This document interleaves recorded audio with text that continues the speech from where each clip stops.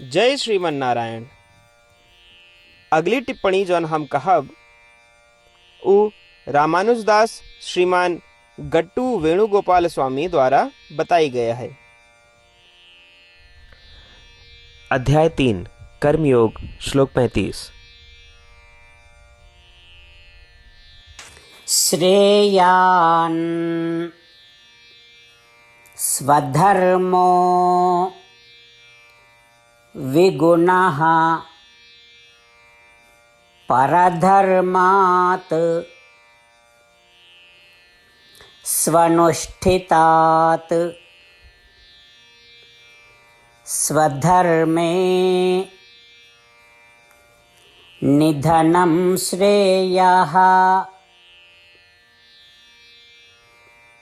परधर्मो भयावहः। ओम।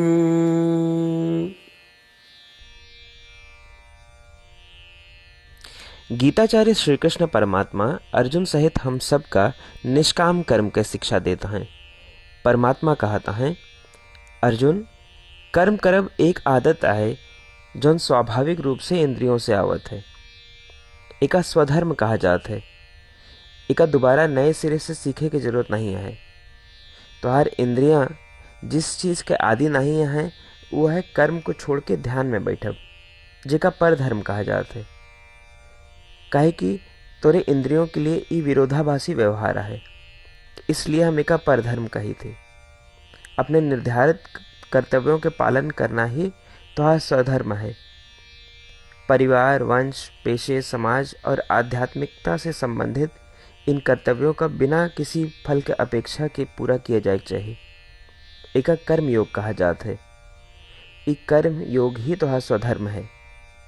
जब तू इस कर्म योग का करता है, भले ही त्रुटि होए कोनो बात नहीं, ये कर्म योग तो भी तो का समृद्धि दे। यदि अपरिहार्य परिस्थिति के कारण कर्म योग रुक भी जाए तो भी कुछ न कुछ अच्छा परिणाम दे। अब हम ज्ञान योग या ध्यान में बैठे के बारे में बात करे थे। ज्ञान योग पर धर्म है, काहे कि वो तोरे लिए स्वाभाविक नहीं है। ज्ञान योग अच्छा है, लेकिन अगर ये रुक जाए तो एक कोनो अच्छा परिणाम न मिले। प्रश्न है, क्या हम अपनी इंद्रियों में ज्ञान योग का पूर्णता से करे की क्षमता है? नहीं। कहे कि हम अपने लिए ये स्वाभाविक नहीं है और अपने लिए नया है और हमका यकीन नहीं है कि हम एका पूरा करे में सक्षम ही या नहीं। यदि एका पूरा न कीनगा तो परिणाम न मिले। इसलिए कर्म योग करब, अपने कर्तव्यों के पालन करब तो स्वधर्म या प्राकृतिक आदत है। इसलिए कर्तव्य पालन ही तो समृद्धि के लिए सर्वोत्तम है। कहे कि ज्ञान योग या ध्यान में बैठक तोरे लिए स्वाभाविक नहीं है, तोरे लिए ये परधर्म है। ये हमेशा जोखिम भरा है और एक आश्वासन नहीं है कि ज्ञान योग कोनो फल दे, जबकि कर्म योग में कोनो जोखिम, खतरा या हानि नहीं है। और पहले ऐसा कोनो उदाहरण नहीं है जहाँ कर्म योग छोटे से छोटे कर्म से भी कोनो अच्छा परिणाम न मिला हो। इस प्रकार परमात्मा कर्म योग और ज्ञान योग के बीच स्पष्ट अंतर बताता है और वो हमका बताता है कि इनमें से कौन आसान है, खतरों से मुक्त है और कौन फलदायी है। परमात्मा हम सब का कर्म योग करे के लिए प्रोत्साहित करता है, जो उनकी शास्त्र के अनुसार अपने निर्धारित कर्तव्यों को पूरा करबा है और फल की अपेक्षा किए बिना अपने जीवन के सारे पहलुओं से संबंधित है।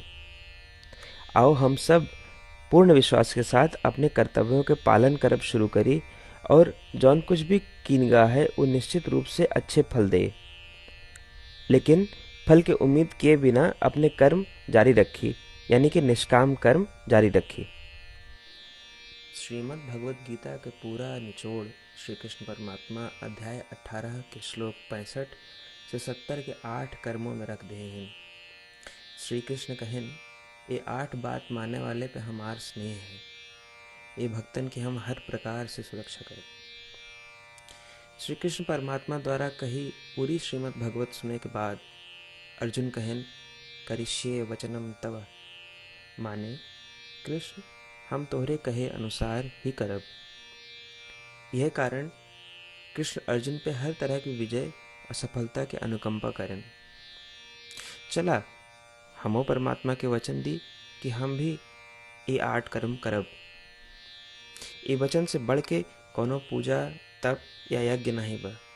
हम ये 8 वचन कहब, आप सब जने एक अपने मने और बुद्धि में विचार करें। इस प्रकार श्री कृष्ण के निज वचन देत समय परमानंद से प्रकाशित श्री कृष्ण के मुखमंडल के अनुभूति भी करें। जय श्रीमन नारायण। हमारे 8 वचन ई हैं। हमार प्रथम वचन, हे श्रीमन नारायण, आपके निर्देशानुसार हम आपके ध्यान और चिंतन करब। हमारा दूसर वचन, हे श्रीमन नारायण, आपके समझाए अनुसार हम सदा आपके भक्त रहब। हमारा तीसर वचन, हम अपन सारा कर्म आपके संतोष और सेवा के लिए ही करब। हमारा चौथा वचन, जैसा आप कहें हमका पूरा विश्वास है कि हम आपके हैं और हम सदा आपका करबद्ध नमस्कार व पूजन करब। हमारा पांचवा वचन, हे श्रीमन नारायण, अध्याय 18 श्लोक 66 में आपके कथन मामेकम शरणम व्रज अनुसार केवल आपकी शरणागत की बात कही बा। श्रीमन नारायण, हम केवल आप एक शरण में आए हैं। हमारा छठा वचन, हे श्रीमन नारायण, अध्याय 18 श्लोक 66 में आपे कहे माँ शुचः, मैं आपके शोक न करे के उपदेशानुसार हम शोक न करब। हमारा सातवां वचन, हे श्रीमन नारायण, आपने हमरे खातिर श्रीमद् भगवत गीता दे के हम पे बड़ी कृपा की है। हम नियम से एक श्लोक रोज सुनब या पढ़ब। हमारा आठवां वचन, हे श्रीमन नारायण, आपने सारे लोग के लिए गीता दी है। जे भक्तन गीता के बारे में नहीं जानतन, हम उन तक आपके अलौकिक बतिया पहुंचावे के प्रयत्न करब। अबही हम परमात्मा से अपन 8 वचन बताए। श्रीमन नारायण कया वचन देव कि हर दिन जैसा वो कहे हैं हम वैसन करब। यह एक महान पूजा है। आवा हम अपने अडिग विश्वास के साथ उनका अपन वचन दी कि हे श्रीमन नारायण, आप जैसा कही हैं हम वैसे करब। जैसा आप चाहिए वैसा ही व्यवहार करब और हम केवल आपे के लिए काम करब। श्रीमन नारायण करिष्ये वचनम तब, माने श्रीमन नारायण हम आपके निर्देशानुसार कार्य करब। सर्वम श्री कृष्णार्पणमस्तु। जय श्रीमन नारायण। श्रेयान् स्वधर्मो विगुणः परधर्मात् स्वनुष्ठितात् स्वधर्मे निधनं श्रेयः परधर्मो भयावहः। ओम श्रेयान् स्वधर्मो विगुणः परधर्मात् स्वनुष्ठितात् स्वधर्मे निधनं श्रेयः परधर्मो भयावहः। ओम श्रीमन्नारायण करिष्ये वचनं तव। सर्वं श्रीकृष्णार्पणमस्तु। जय श्रीमन्नारायण। जय श्रीमन नारायण। सबै भक्तन से विशेष अनुरोध, हमारे जीवन में सारी चीज़ों में हम तत्काल और प्रभावी परिणाम चाहते हैं। यही की प्राप्ति के लिए प्रतिदिन 1 मिनट व्यतीत करें और नारायण आश्रम पढ़ें। नारायण आश्रम प्राप्त करे के खातिर नारायण आश्रम वेबसाइट www.narayanashram.org पे जाए के पंजीकरण में आपन नाम और ईमेल दें। आपकी ईमेल पे आपको एक नारायण आश्रम पीडीएफ तुरंत मिल जाएगी। पीडीएफ में एक रामायण श्लोक, एक गीता श्लोक और एक विष्णु नाम बा। तीनों का एक साथ नारायण आश्रम कहा जाता है।